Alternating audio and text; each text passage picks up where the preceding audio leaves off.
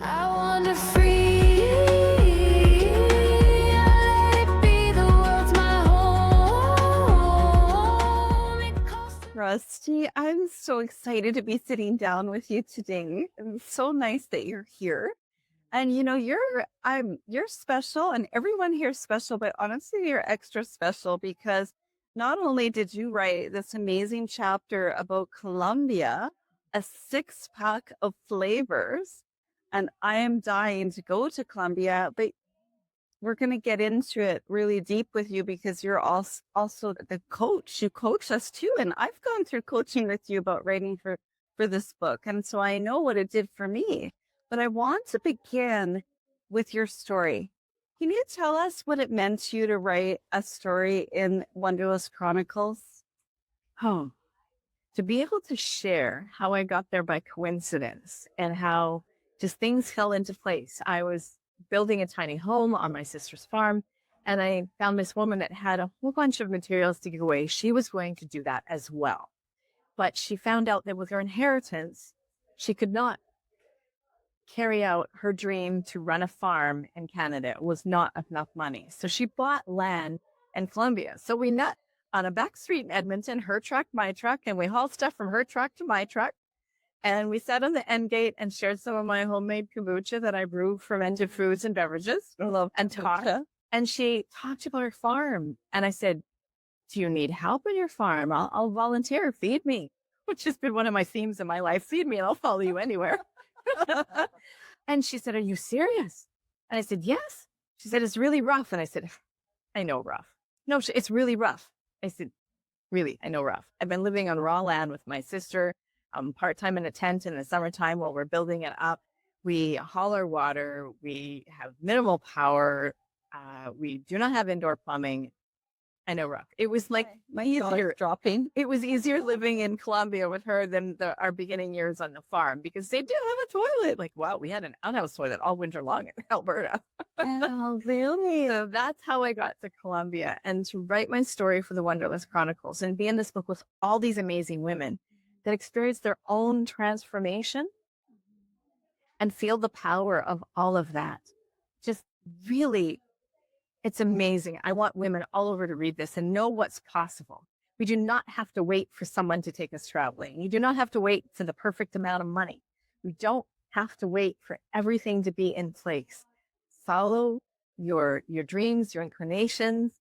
For me, deciding between this story and going to Australia in 1989 by the advice of Robin Norwood, Women Who Love Too Much, which I did for 3 months backpacking there with my son in 1989 when he was 6. That was a really important trip too, because I found myself there, as Robin Norwood says, go somewhere where you have none of your regular supports, none of your regular comforts, so that you can really get to know yourself. Travel does that. And every time you travel, you gain another layer of insight into yourself. And the women in this book was such an honor to work with them and their stories and see that transformation and find out all of these other places I wanted to go to as well.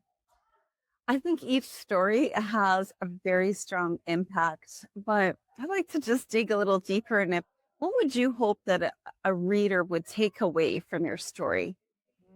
One or two golden nuggets from your chapter about Colombia, a six-pack of flavors. Yes.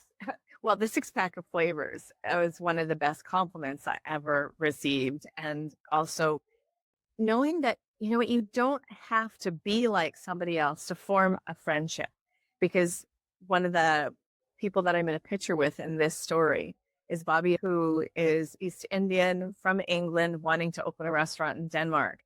And I walked in one day after my walk and his smile met my smile. And it was like, the quick draw smiles. We don't know who smiled first, but we were instantly attracted, probably less than half my age, probably younger than my son. But he just latched on because we had similar energy. We decided with all the people that were in the hostel, this was after I volunteered at a farm and went to stay in a hostel. We decided that there was a bunch of people that were there that were all leaving about the same time. We would make a potluck dinner. And we would do this dinner for everyone there. And everybody would contribute. And so we were in the kitchen, and one of his friends, that was one of his buddies, would come in and peek in and say, "Do you need help? Do you need help?" No, no, no. He said, "Rusty and I are doing fine. Rusty, women like Rusty should come in a six-pack, and she's got it all under control. She's doing this, I'm doing that." We made this amazing dinner for everyone.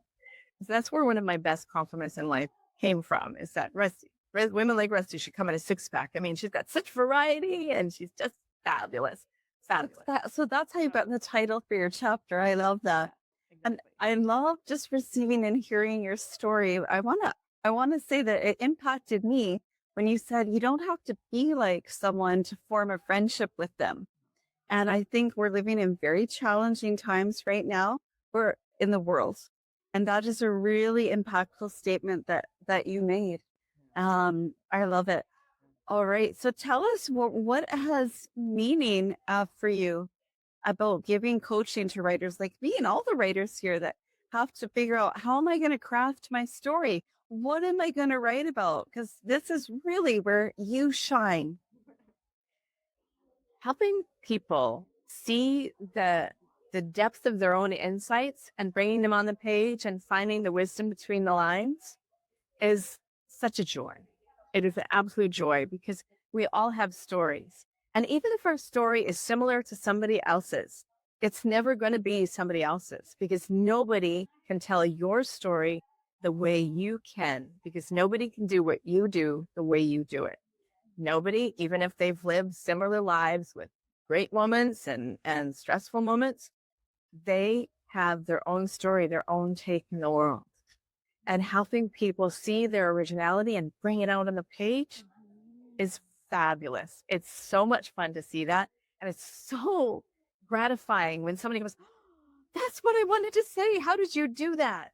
Because I call myself an empathic editor, where I can feel into what other people are feeling and struggling to put into words. It is such a joy and a gift to work with people and their words. Oh my gosh, that's magical. The empathic editor. I love it. And certainly you are. I know from experience. So we're here today at the book signing at the Living Room Bookstore. Thank you so much. It's been an honor. Thank you. Yeah. And congratulations on your story. Thank you. Golden light on my skin, it glows. Ocean whispers where the wild wind blows. Every step